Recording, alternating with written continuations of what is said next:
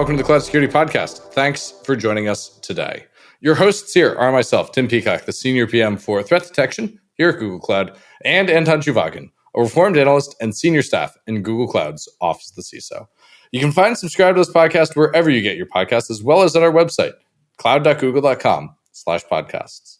If you enjoy our content and want it delivered to you piping hot every Monday, please do hit that subscribe button. You can follow the show, argue with us, our guests, and the rest of the listeners on our LinkedIn page. Anton, we are kicking off Workspace as a topic today. We've touched on it before. Today, we're very fortunate to have not one, but two of the engineering leaders that actually build Workspace joining us to talk about it. So unlike, say, having a filthy product manager like myself who doesn't actually know anything, we've got two EMs who are deep in the heart of things.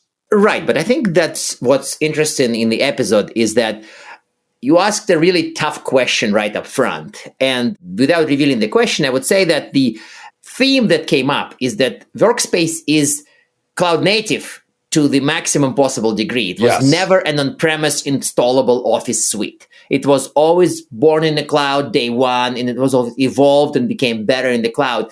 And that does give it some incredible security superpowers, which you're not going to get if you evolve from like CDs, floppy disks. I don't know what the other guy evolved from. Floppy disks. I remember those. Probably, yes. Probably from the days of floppy disks, people have been installing the Office software on their computers. But if you start clean in the cloud, you do gain superpowers. Yes. That's a very important point that comes up. It's so fascinating to me how it's difficult to bridge that gap. Like if you imagine the changes you have to make something go from the world of installed software to the world of cloud, that's a crazy leap. But if you're cloud native, all of the things that are great about no patching and no files on disk and application contextualization awareness for access, all of those things you kind of get not quite by default because you still have to build the features, but your foundations are so much more correct for building that out. I think it's even better. Yeah, it's better. It's better to be cloud native, isn't it? And this episode also made Phil Venable's mega trends come to life for me, because this was an example of something that clearly showcases security advantages of building in the cloud from day one, as opposed to migrating, evolving, rewriting, resurfacing, keeping the legacy stuff to some extent. So this is kind of the magic of being born in the cloud and improving security in the cloud at the cloud pace is what we've witnessed today. Yes. And I think that last part about improving security touches on so much of what we've done on the show when we've talked about ASO, talked about other advantages of cloud native approach to software development and deployment. You really get just a fundamental pace advantage, not just relative to whom you're competing with, but relative to adversaries as well.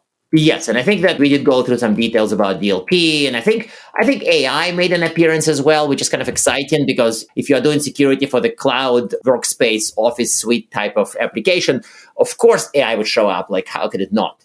I think it's really interesting, again, with the AI piece, to think about the advantages and disadvantages of AI that's co-located with your application versus third-partied. But maybe you and I have rambled quite a bit today, haven't we? Maybe without any more rambling, let's welcome today's guests. With that, listeners, I'm delighted to welcome today's guests. Sitting here, in fact, in the room with me, I've got Sophia Gu, an engineering manager here in Workspace, and Emre Kanlakilichar, another engineering manager here in Workspace. And I promise listeners it's not going to be a management-heavy episode. We've actually got a really fun question to start out with, which is Workspace makes this big, bold claim that it's architected for the threat landscape. It's a big claim. What does that mean? What's actually behind that claim? Yes, I can explain.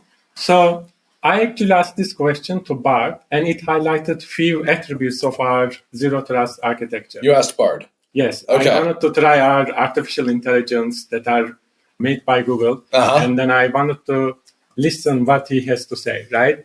And it highlighted a few key areas, and I find it actually very accurate. Not to advertise Bard here, but some of them are, we have a cloud native architecture. Bard highlighted this fact.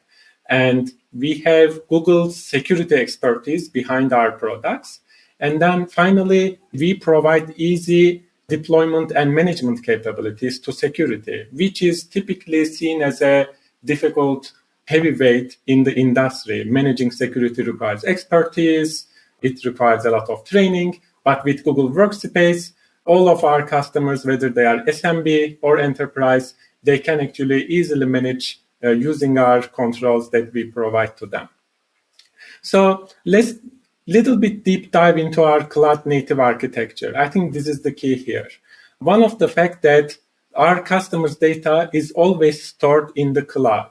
What this means is if the devices are lost, stolen, or taken to another country, our zero trust controls can immediately block access to this data. That happened to me, listeners. I traveled to another country where we don't allow data access, and I couldn't access anything. It was great. Correct. And one of the reasons we are able to make this claim that you mentioned is because our customers' data always is in the cloud, and we don't have to deal with the difficulties and challenges when the data is stored on the on-premise, on the devices. Then if you think about if the device is lost or stolen, the attacker has direct access to the storage space.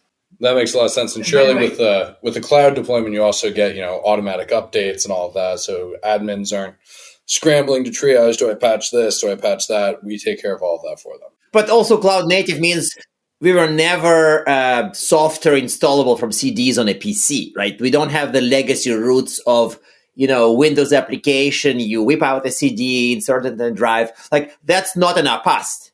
And that allowed us to do some things that just doesn't derive from that past, right? That's how I'm thinking about why Workspace is so amazing. Correct. You can move from one device to another device. Your data moves with you, but it doesn't really physically move. You have access all the time. And when a threat occurs, we can also block access at the real time.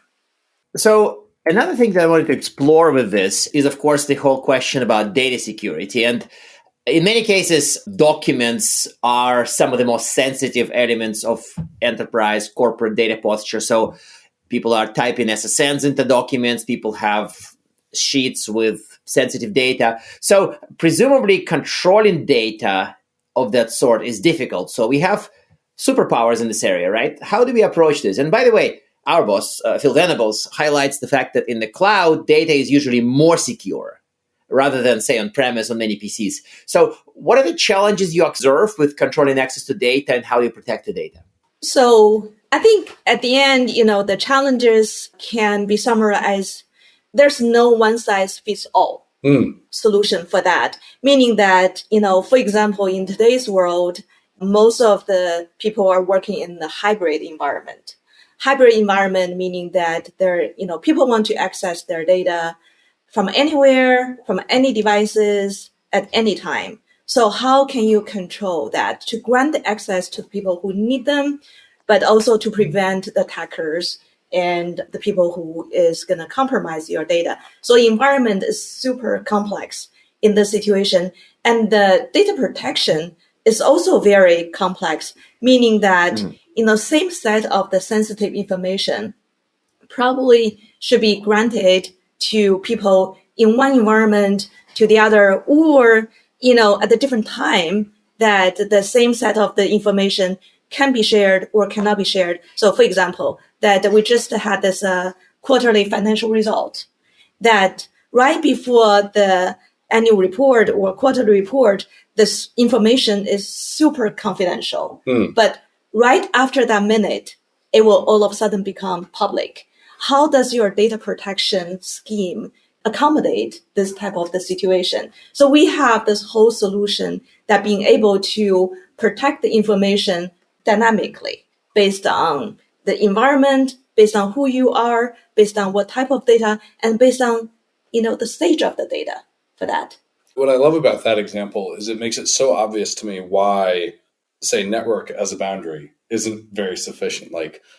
Clearly, you need more than what network am I jacked into to make a decision about that kind of data classification decision. That's fascinating. So in this world where we've got a lot more context, a lot more app awareness, we're not relying on where people are connecting from.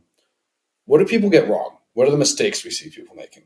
I think a lot of people may not be aware that there's a significant risk out there, and that there's a tool over there to protect their data for that.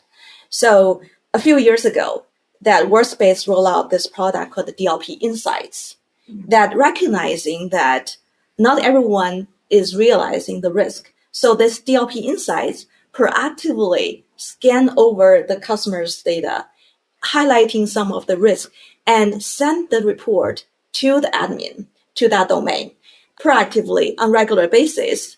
And basically just tell them, look, there's a potential risk over there, and our tool is helping you, is protecting your data. So the first wave of the email notification, interestingly, one of the Google's execs domain, and who happened to procure a domain for himself. And then when he read this email notification, he picked up the phone, called the head of the engineering of the Workspace, immediately saying, oh, now I received this email notification. I'm concerned about my data.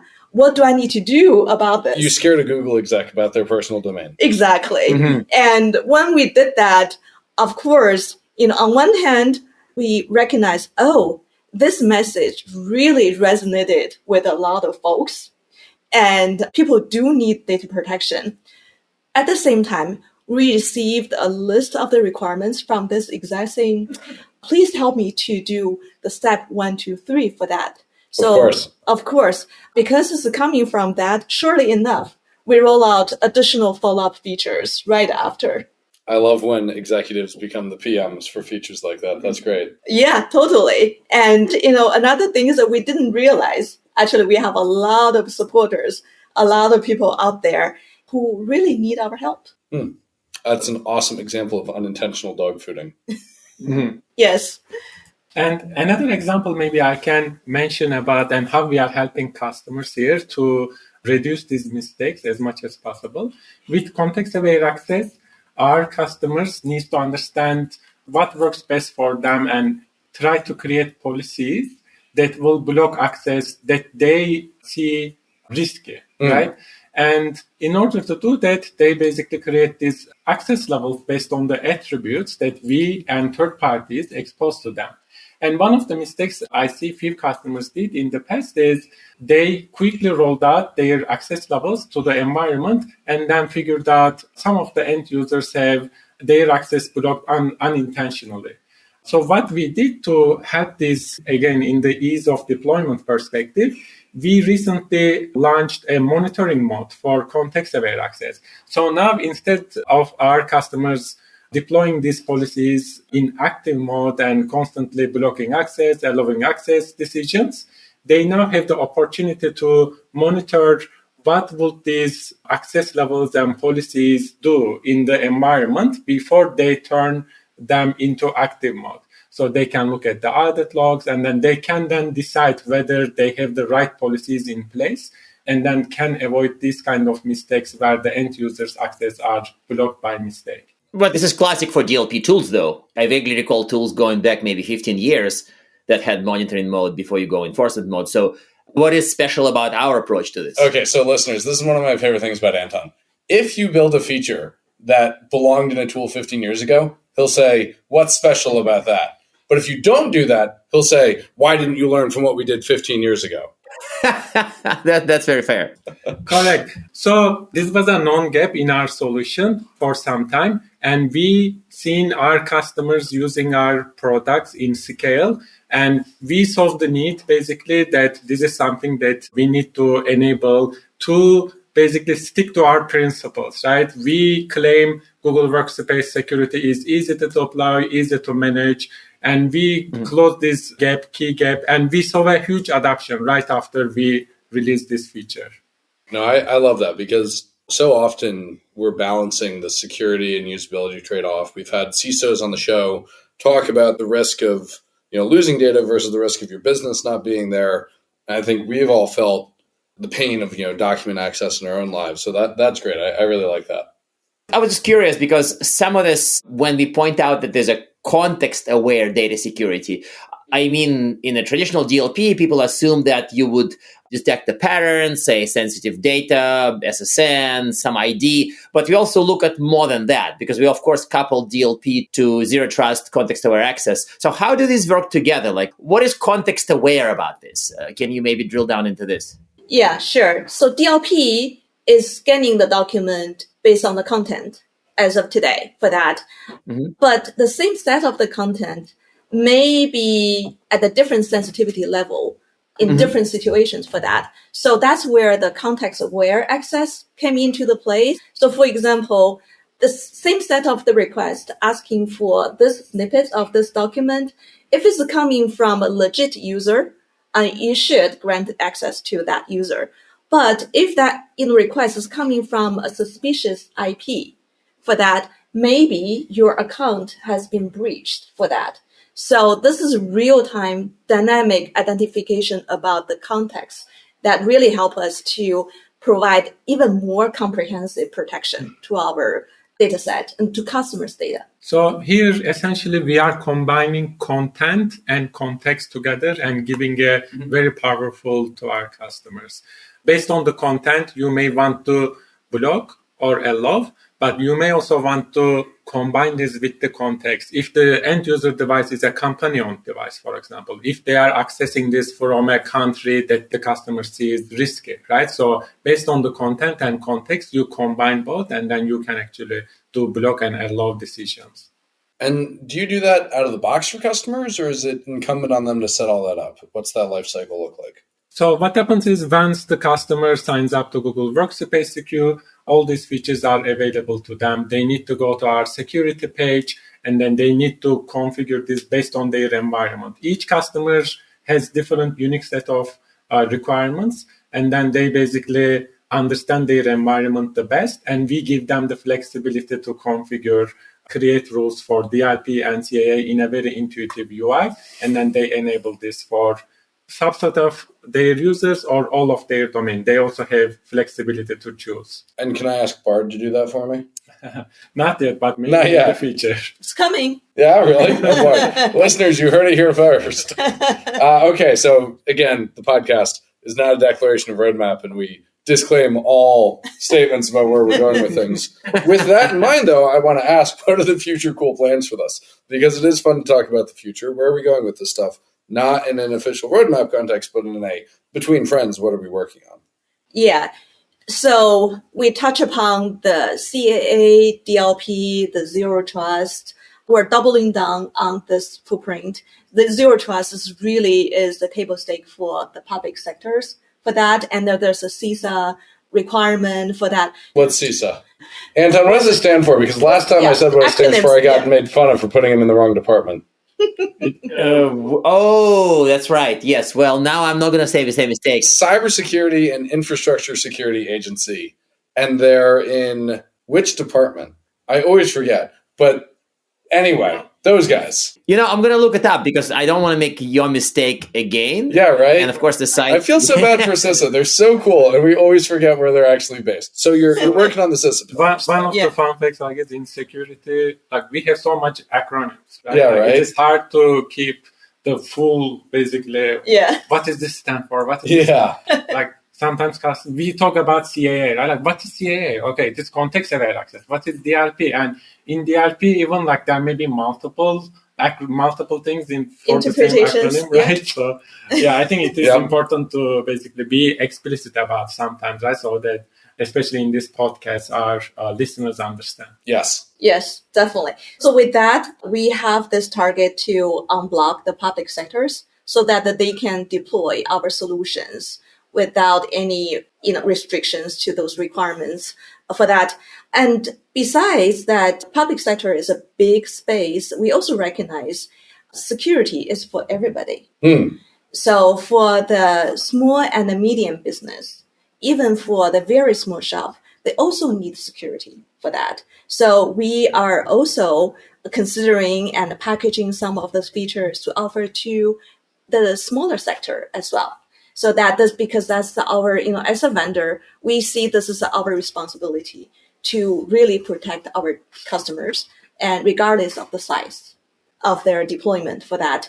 And then the AI, as we touch upon, AI first. is such a big buzzword, and everyone's trying to see how to do that. And this is one of the competitive advantage that Google offers for that. So we, as part of the Google, we are leveraging all of those infrastructure and IPs and capabilities to use that capability to help our customers to deliver that. So one example with that is we have AI data classification.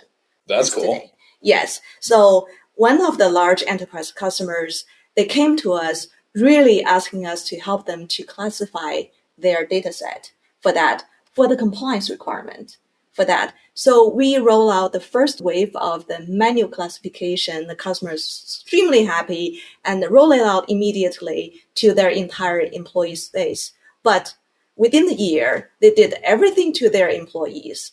They did the training, they did mandating, they did threatening, but threatening the employees or doing the threat modeling? No, you have to manually tagging your document. Oh, tagging your document. I heard threatening. Yes. I was like, are you threatening the employees to do the training? What's going on here? Threatening their employees. If you don't tag your document, blah, blah, blah. I see. After a year, and they came back to tell us, look, we could only reach single digit of the coverage for that. Wow. Can you help us with that?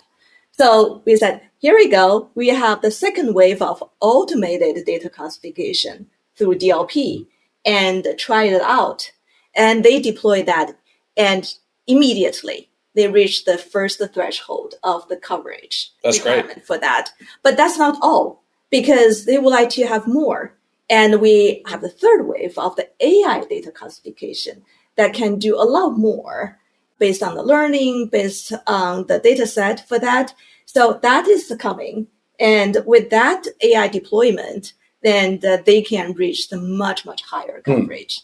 That's awesome. I mean, it's been one of the projects that kind of never completes it. Back to my Gartner experience, if you try to just popularize manual data classification by users, you end up 10 years later achieving pretty meager goals. So I think that customer experience is very much a match to what I've observed. So given the timing, I think it's time for our traditional closing questions, which are, of course, any recommended reading, resources, it can be recommended watching, perhaps, or listening. And of course, one tip that clients can use, that the audience can use on securing Workspace. Yeah, so I strongly suggest our listeners to follow the Google Workspace blog for the extra resources to learn more about what security features we offer from the Workspace. We, time to time, publish new blogs about DLP, CAA, and other security features and how they are helping our customers and how they can use this. In addition, as we release new features, these are published to Workspace update blog. So our customers can follow the update blog to learn what new features are coming. In addition, we have a previous episode on Workspace security from trust to zero trust, and they can listen that podcast. I believe it is episode 99 to learn more about some of our zero trust strategy and vision as well. There are other resources. Sophia mentioned CISA is one of the basically authority in the US which publish requirements, right? So there are articles published by CISA as well on zero trust maturity models. Our listeners can go and then find these articles and then they can educate themselves more about zero trust. I love that. And listeners, you can tell he did his homework because he knows what episode number it is. I never would have remembered what it was. Sophia, what's your recommended reading? Not the blog. Not the blog. Okay, so we have a lot of those different analysts' reports for that and to tell us how compelling our AI solutions are. And we can also look at other vendors, the claim to see the difference for that. And we talk about the zero trust, we talk about the advantage of the cloud native solutions. And then, the listeners can check out some other vendors' solutions. And then I think it would be amazing to do some of the, eye-opening comparisons to realize the value. I love it. Sophia, Emery, thank you guys so much for joining us today. Thank you. Thank you for inviting us. And now we are at time. Thank you very much for listening and, of course, for subscribing. You can find this podcast at Google Podcasts, Apple Podcasts, Spotify, or wherever else you get your podcasts. Also, you can find us at our website, cloud.withgoogle.com/cloudsecurity/podcast. Please subscribe so that you don't miss episodes. You can follow us on Twitter, twitter.com/cloudsecpodcast. Your hosts are also on Twitter at Anton_Chuvakian and _Team Pico. Tweet at us, email us, argue with us, and if you like or hate what we hear, we can invite you to the next episode. See you on the next Cloud Security Podcast episode.